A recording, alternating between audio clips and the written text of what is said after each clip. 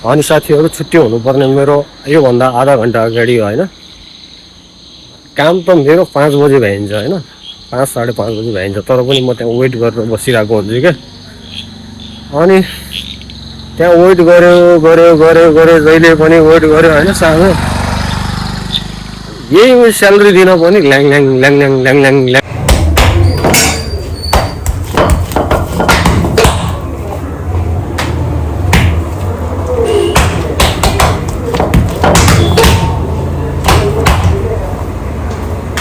ल साथीहरू, आजदेखि मैले अब त्यो हिजो देखाइरहेको होटल, अब होटलको कहानी त तपाईँहरूलाई थाहा छ, योभन्दा अगाडिको भिडियो हेर्नु भएको छ भने। अनि त्यसपछि मैले पान खाएर यहीँ दाँत रातो रातो बच्छ। म अब यहाँदेखि हिँड्दैछु। अब कहाँ जाने, के गर्ने, कता जाने केही पनि थाहा छैन है। एकजना साथीलाई मैले फोन गरेछु, मैले काम छोडिरहेको छु, तलब दिन सकिरहेको छैन। अब घरमा अब कमाउन आइसकेपछि अब पैसा त घर पठाउनु पऱ्यो, तलबै दिन सक्दैन भने के गर्ने त होइन। अब बर्खाको मौसम छ, पानी हुर हुर पर्छ, कतिखेर पर्छ थाहा हुँदैन, मान्छे आउँदैन। न त मेरो गल्ती न त साउको गल्ती, कसैको गल्ती होइन। त्यही भएर अब हेरौँ कता हुन्छ। यहाँ पुरै पानी परेर यस्तो भएछ कि, अनि बाटो पनि सुक्न पाएन कि राम्रोसँग, हुर हुर एकैछिनमा पर्छ कि। यस्तो भइरहेको हालत यस्तो छ, कहाँ जाने के गर्ने त्यो त नआउँछ। मेरो त फेरि कोठामा अरूभन्दा पनि अनि ऊ छ क्या, स्टोभ, अनि त्यसपछि टेबल फ्यान, अनि त्यसमा फेरि ठुलो ब्याग, सबै कुराहरू छ। अब त्यो सब सामान बोकेर यताउता कहाँ हिँड्ने भन्ने कुरा तनाव भइरहेको छ। अनि त्यो चाहिँ मैले के गर्छु भन्ने सोचिरहेको छु भनेको चाहिँ, एकजना साथीको म चाहिँ स्टोभ र त्यो पङ्खाहरू फ्यानहरू चाहिँ त्यहाँ छोडिदिन्छु, अनि झोला मात्र बोकेर हिँड्छु सोचिरहेको छु कि त्यहाँदेखि चाहिँ। यहाँदेखि अब कहाँ चाहिँ गइन्छ के गरिन्छ थाहा हुँदैन नि त, अनि कहाँ काममा लागिन्छ त्यो पनि थाहा हुँदैन। त्यही भएर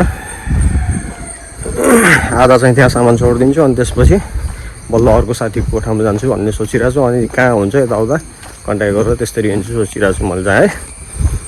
ल हेर्दै गर्नु के हुन्छ, कहाँ कहाँ पुग्छु बाटोमा।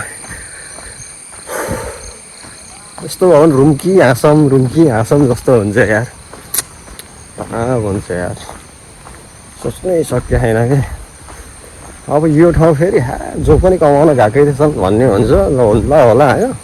अब यताउता परदेशतिर नहिँडेको मान्छेलाई तर कस्तो हुन्छ भनेपछि, अरू इन्डियाभन्दा मतलब इन्डिया त कतिवटा एउटै नै हो, तर नर्थ इन्डिया भन्दा यता साउथ इन्डियामा चाहिँ अलिकति गाह्रो छ कि। किनभनेपछि भाषाको समस्या छ।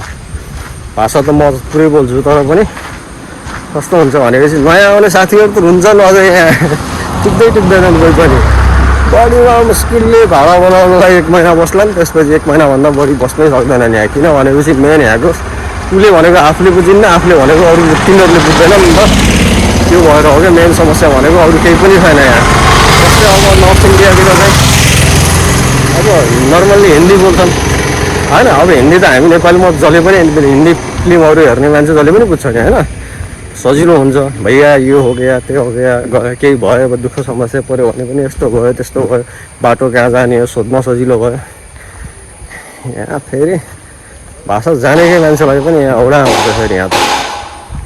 अब मेरै दिमागले काम गरिरहेको छ न, मैले के गरौँ भन्ने कुरा थाहै छैन, कहाँ जाने के गर्नु थाहै छैन, यस्तो हुन्छ यहाँ। अनि अर्को कुरा चाहिँ यहाँको समस्या फेरि कस्तो विदेशको जस्तो सिस्टम के, एकले अर्काको कोठामा गएर बस्न नपाइने के, त्यस्तो हुन्छ यहाँ फेरि। अब त्यो साथीहरूले बस्न नदिने त्यस्तो होइन कि, फेरि यहाँको साउहरूले नै क्या अब यस्तो हुन्छ यहाँ जिम्मेवारी रेस्पोन्सिबिलिटी भन्ने कुराहरू त्यो आफ्नो मान्छेको मात्रै लिन्छन् कि। यहाँ अरू झन्झट यताउता हुन्छ नि त। अब नर्थ इन्डियातिर त पाहुना जस्तै स्वागत गर्छन् उतातिर त प्रायः जसो होइन। ए तुम्हारा चाचा का लड़का आ गया, तुम्हारा दोस्त आ गया भन्छ राम्रो हो होइन। यहाँ त यस्तो हुन्न, दोस्त फज घन्टा मुझे हटाउ मुझे वाला हुन्छ यहाँ फेरि, त्यस्तो हुन्छ यहाँ। लास्टै पैसा पनि धेरै भएको ठाउँ हो यहाँ, तलब पनि धेरै हुन्छ, दुःख पनि धेरै हुन्छ। दुःख भनेको काम गर्ने दुःख भन्दा पनि मेन्टल्ली चाहिँ खतरा हुन्छ यहाँ दुःख है। नयाँ आउने साथीहरू चाहिँ गाह्रै हुन्छ। अनि त्यसपछि कति मैले बोलाएको इभन मैले बोलाएको मेरै मान्छेहरू चाहिँ होइन कति मान्छेहरू हुँदै फर्केछन् यहाँदेखि भनेपछि झ्याम्मिँदै गरेपछि त ठिकै लाग्छ। अब म यत्रो पुरानो मान्छे मैलाई त कस्तो हुन्छ भनेपछि गाह्रो छ गाह्रो चाहिँ। ल म चाहिँ कोठा आइपुगेँ यहाँदेखि टेन्डरदेखि ठ्याक्कै यता गल्लीमा छिर्नुपर्छ। सोला समातेर म निस्किन्छु। सबलाई मैले भनिसकेँ त्यहाँ जान्छु तलब लिन्छु अनि निस्किनु पर्ने हुन्छ है त। ल साथीहरू पुरै बस कुरेर बसिरहेको छु म चाहिँ यहाँ होइन। कतिखेर अब आउँछ गाडी कहाँ जाने हो के गर्ने हो थाहा छैन हेरेर हिँडेर बसिरहेको छु। एउटा साथीलाई फोन गरेको छु अनि एकजना दाइको फेरि मेरो गाउँ नजिकैको दाइको बर्थडे पनि रहेछ। अनि त्यसपछि भाइ आउनु त त्यही मेरो बर्थडे पनि छ तर गाडी पाइरहेको छैन भन्ने कुरा हो। गाडी पाउँछ कि पाउँदैन भन्ने कुरा हो क्या। यस्तो आवाज आइरहेको छ त्यहाँ त्यो मेरो आवाज त्यहाँ पुगेछ कि पुगेको छैन तपाईँहरू ठाउँ त्यो पनि थाहा छैन मलाई यार। ल ठिक छ साथीहरू गाडी कुरेर बसिरहेको छु। अब कहाँ पुग्छु कसरी पुग्छु म देखाउँदै गर्छु है त तपाईँहरूलाई।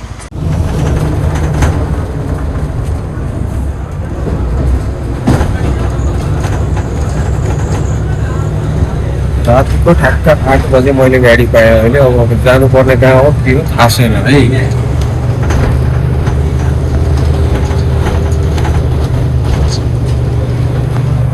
यहाँ छ राखेका छु बिस्तारै।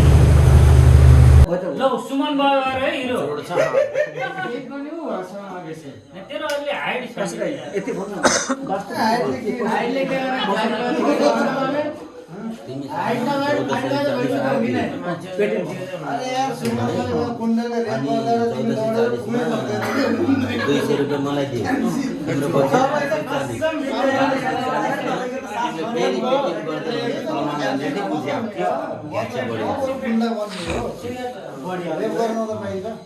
हेलो गुड मर्निङ साथीहरू। म हिजो राति अब तपाईँहरूलाई थाहा छ गाडी पाएँ होइन। गाडी पाइसकेपछि म सिधै आएँ यहाँ। अब यहाँ केटाहरू बसिरहेको छ त्यसरी है त। यिनी भाइ अनि एकजना अर्को भाइ छन् तिनी पनि नेपालदेखि आएको ऊ चाहिँ मेरो साथी होइन। अनि त्यसपछि अब यिनले अब मसँग सम्बन्ध विच्छेद गर्न भनेको छन् उनले चाहिँ। अनि यहाँ जसको म कोठामा आएको छु जसको म रुममा आएको छु तिनी चाहिँ काम गरिरहेछन् होइन। त्योभन्दा अगाडि म पनि छैन यो च्यानलमा एकजना साथीहरू छन्।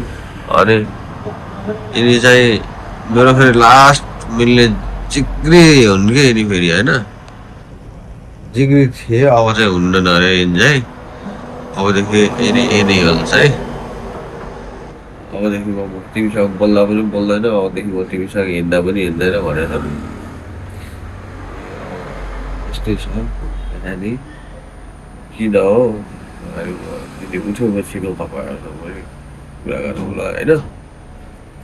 अनि हिजो राति चाहिँ यहाँ किन भिडियो बनाउनु पाइएन भनेपछि अब त्यहाँ दाइको बर्थडे पार्टी बनाइयो है तपाईँहरूले देख्नु नै भयो। अनि बर्थडे त्यति गरम छ मेरो मोबाइलमा चार्ज पनि भ्याइसकेको थियो क्या। त्यसपछि सिधै कोठामा आएर त्यहाँ भनेर भन्नु सेट्यो। अनि अब बिहान उठेर अनि अर्को कुरा चाहिँ के हो भनेपछि यस्तो के म यस्तो मोबाइल चार्ज लगाएर सुतिरहेको थिएँ होइन। यो मेरो यहाँदेखि मोबाइल चार्जमा लगाएर यस्तो भिडियो हेर्दै बसिरहेको थिएँ कि म होइन। भिडियो हेर्दै बसिरहेको थिएँ अनि यस्तो निदाउनु लागेको छु राति झपलक्क गर्दाखेरि चाहिँ यो चार्जर यो टुप्पै चुक्यो भने के भन्ने अब यो चाहिँ किन्नु पर्ने हुन्छ। पैसा चाहिँ छैन थोरै रहेछ मसँग त्यही पनि अहिले म्यानेज गरेर किन्नु पर्ने हुन्छ है त। ल त्यसपछि अब यो किन्न जाने हो जाँदा चाहिँ भिडियो हेर्दै गर्नु है त। अब कहाँ के हुन्छ सबै कुराहरू देखाउँछु देखाइदिइ हाल्छु फुल होइन। आधा अधुरोमै छोडिदिँदै रहेको हुँदैन होइन कुनै कुनै भिडियो बोल्दा तपाईँहरूलाई। ल अनि अर्को भाइ चाहिँ मैले भनेको थिएँ नि यिनी भाइ हुन्। यिनी र यिनी दुईजना हो न आएको चाहिँ नेपालदेखि सँगै आएको हुन् क्या। अनि ल ल भाइ देखाइसके अब तिनको बारेमा पनि भनिसके ल भाइ ल मेरो च्यानललाई के भन्नु छ केही भन्नु छ केही भनिदेऊ न 2-4 शब्द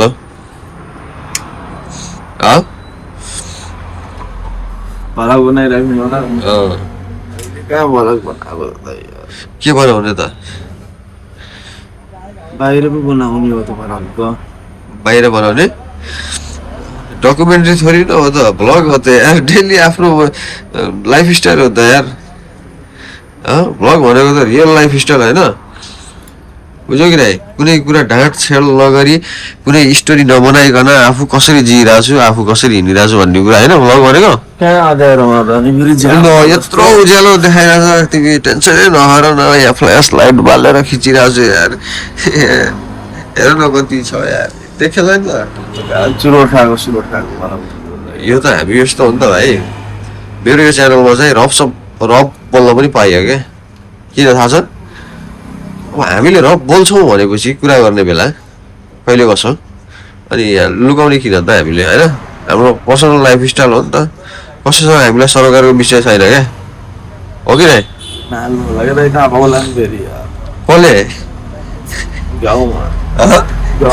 गाउँमा ल यार थाहा पाउँछन् त किन पाउँदैन पाउँछ नि त यार भाइ यार ल अरू कुरा त्यस्तै हो हेर्दै गर्नु के हुन्छ है त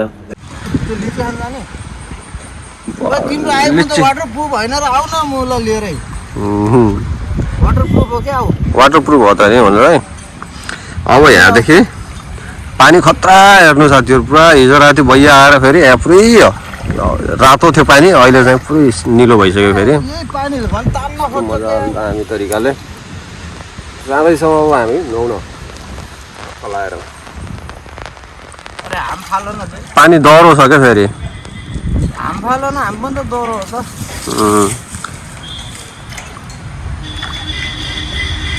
गहिरो छ कि नै बे गहिरो छ कि नै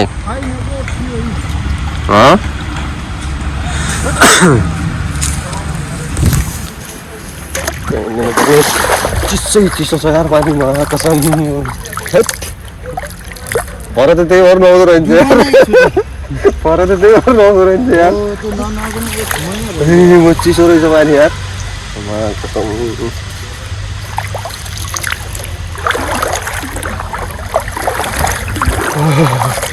त्यो चिसो छ यार कसम यार तिमी त गर्मीबाट आएको थियो होला अनि त्यही भएर मजा आयो तिमीलाई होइन